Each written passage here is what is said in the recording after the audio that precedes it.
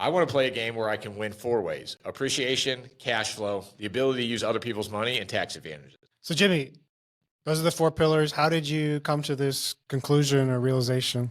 Well, remember in a previous episode, we talked about my investing phase where I was just looking for cash flow in all the wrong places. Oh yeah, and right. Just spraying and praying and spraying with all the money, right? Yep.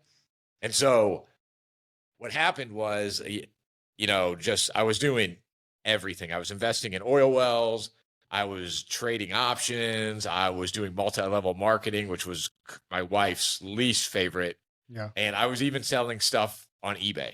But like I said in a previous episode, I kept buying 2 houses a year. And so then I met with a mentor, told him what was going on. And he's like, hey, dude, why don't you he looked at everything I had. And he's like, wow. He's like, oh, cool. A lot of activity. You definitely, clearly an unguided missile. And so he's like, but look at all these rentals over here that you have here. Because by that time I had piled up like 20 rentals. Yeah.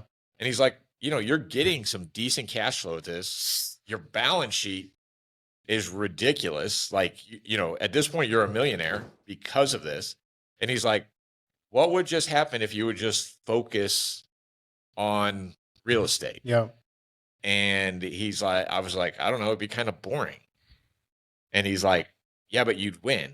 What do you want to be more? Do you want to be excited or do you want to win? I was like, I want to win. Yeah. And what's more important to you? Not boring or winning? Which is, I think a lot of people struggle investing if they don't have that constant, and I struggle with this. If I don't have that constant endorphin, constant reinforcement, then I start squirreling and looking for other things. So that's why these 4 pillars are almost like blinders for a horse.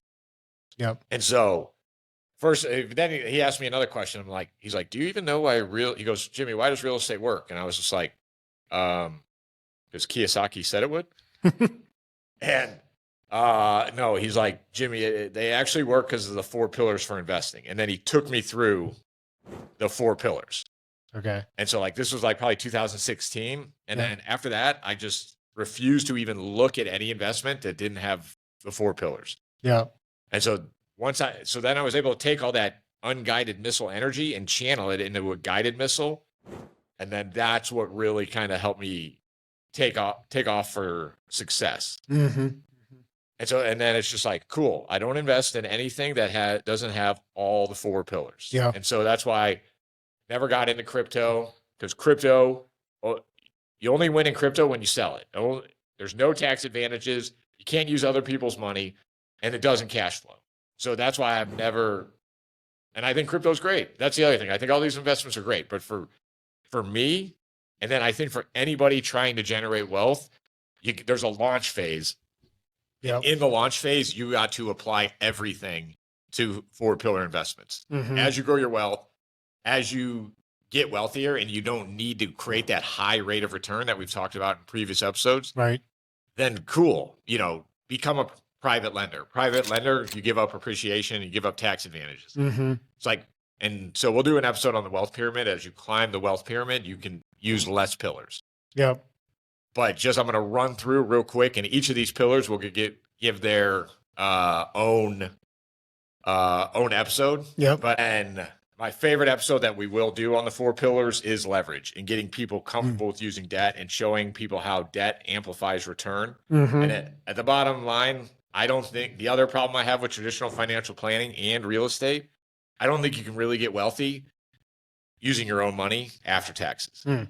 You need to find some investment vehicle that's tax advantages and you can use other people's money. Yeah. And, I could never go into a bank with my 401k and say, hey, can you lend me off my 401k? Yeah. But I can always take a title to a house, say, hey, can I get some cash for this? And a banker will always give it to you. Yeah.